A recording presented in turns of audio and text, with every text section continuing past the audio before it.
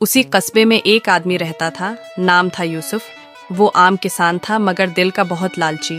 जब गांव के दूसरे लोग मेहनत से खाते तो यूसुफ हमेशा शिकवा करता, मैं क्यों गरीब रहूं, मुझे दौलत चाहिए, इतनी कि मेरा नाम सब लें। एक दिन गांव का एक बुजुर्ग यूसुफ को मिला और कहा, बेटा, अंधी वादी के खंडरात से दूर रहना। वहाँ वो भूत रहता है जो लालची इंसान को अपनी कैद में ले लेता है।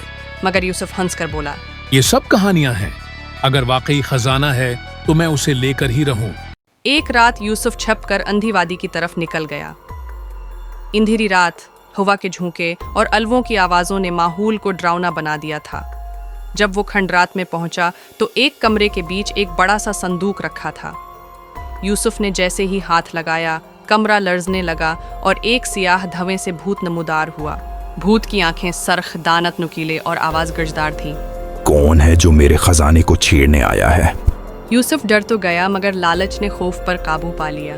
वो बोला, मैं यूसुफ हूँ, मुझे दौलत चाहिए, इतनी कि दुनिया मेरे कदमों में हो।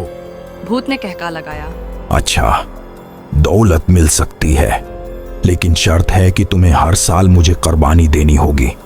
अगर एक बार भी न दी तो सब कुछ छन जाएगा। यूसुफ ने सोचा, कुर्बानी किया बड़ी बात है, अगर इतनी दौलत मिलेगी तो मैं सब कुछ कर लूंगा। उसने फौरन हामी भर ली। अगली सुबह यूसुफ के घर सोना, चांदी और हीरे जवाहरात भर गए। वो सब हैरान थे कि अचानक ये दौलत कहाँ से आई। यूसुफ ने अपने लिए बड़ा सा महल बनाया, नौकर रखे और गांव वालों को गुलाम समझने लगा। हर साल वो अंधी वादी जाता और एक जानवर की कुर्बानी भूत को दे देता। भूत खुश होता और मजीद खजाना देता। यूसुफ का गुरूर बढ़ता गया। 5 साल गुजर गए। अब यूसुफ के पास इतनी दौलत थी कि वो खुद को बादशाह समझने लगा, मगर उसका दिल अब भी खाली था। एक रात उसने कहा, मैं इंसानों का बादशाह क्यों बनूं? मुझे तो दुनिया का सबसे ताकतवर होना चाहिए। वो फिर अंधी वादी गया और भूत से कहा, मुझे सिर्फ खजाना नहीं चाहिए, मुझे ताकत चाहिए, ऐसी ताकत कि मैं सबको गुलाम बना सकूं।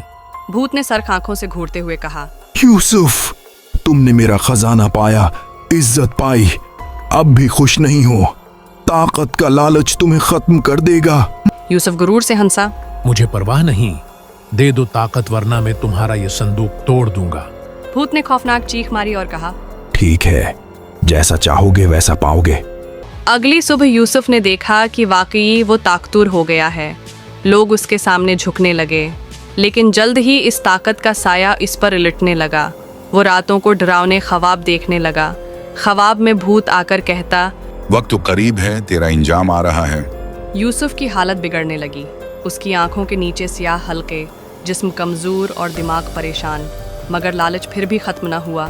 7वें साल की रात वो फिर अंधी वादी गया। भूत पहले से ज्यादा खौफनाक नजर आ रहा था। उसने कहा, यूसुफ, अब वक्त पूरा हो गया, अपना वादा याद है, इस बार कुर्बानी तुम्हारी अपनी जान की है। यूसुफ चीख कर बोला, नहीं, मैंने ऐसा सौदा नहीं किया था, तुम मुझे धोखा दे रहे हो।